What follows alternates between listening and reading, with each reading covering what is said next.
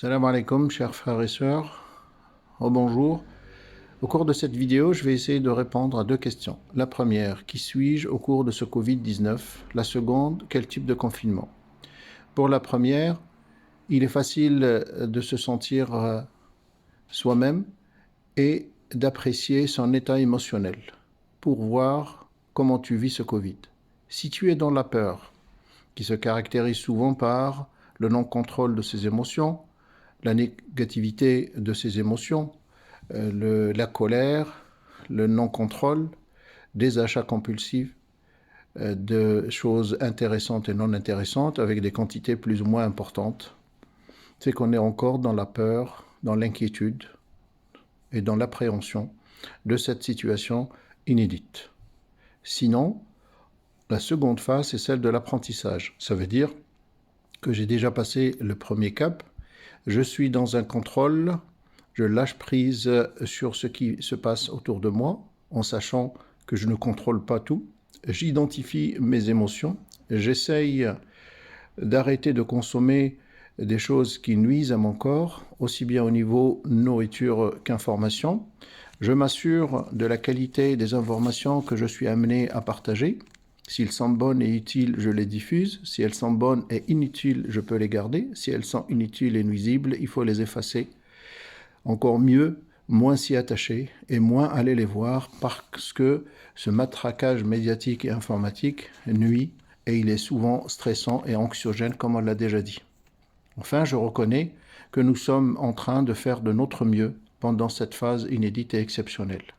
Le dernier point, c'est la maturité ou la croissance. J'ai grandi au cours de ce mois, au cours de cette pandémie et épidémie.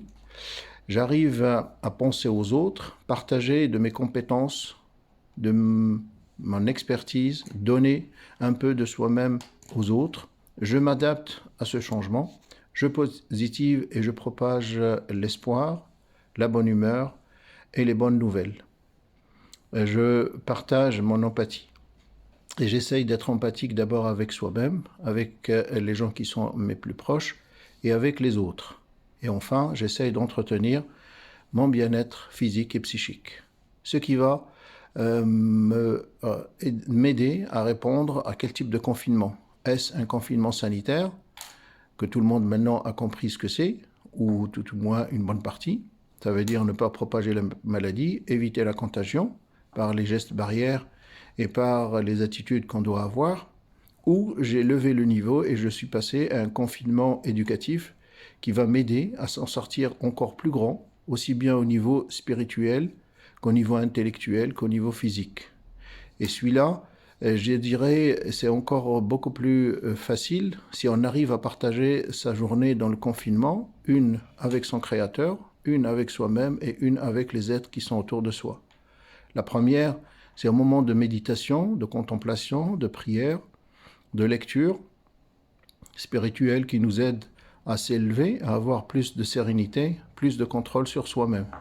La seconde, c'est entretenir son corps physique et intellectuel par de l'activité sportive, par de l'activité intellectuelle pure ou activité ludique. Et le troisième élément, aider sa famille, être à l'écoute, être au partage et partager les tâches ménagères qui, souvent d'entre nous, on n'a pas l'habitude de le faire. Je reviens juste sur un point. On est dans une semaine sacrée pour les trois religions, surtout la chrétienne, la juive. Nous, les musulmans, on est aux portes du mois sacré, du mois de Ramadan. Et la chose la plus importante, c'est jeûner. Jeûner, ça nous aide à s'élever au niveau spirituel et à préserver notre santé. Juste 2 études scientifiques récemment mises en ligne par une équipe californienne et une autre de Chicago, qui ont confirmé que le jeûne de 3 jours continu permet de réduire les toxines dans le corps, réduire l'enzyme K de vieillissement et augmenter les cellules souches de l'organisme, cellules très indispensables pour la régénération des tissus et organes malades. Jeûner nous donne la santé et non le contraire. Jeûner, c'est se préparer à être fort au niveau immunité, que ce soit pour le Covid ou pour d'autres maladies, quelles qu'elles soient. Je m'arrête là et je vous dis à la prochaine.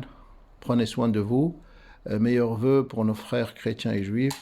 Et à la prochaine. Wassalamu alaikum wa rahmatullahi ta'ala wa barakatuh.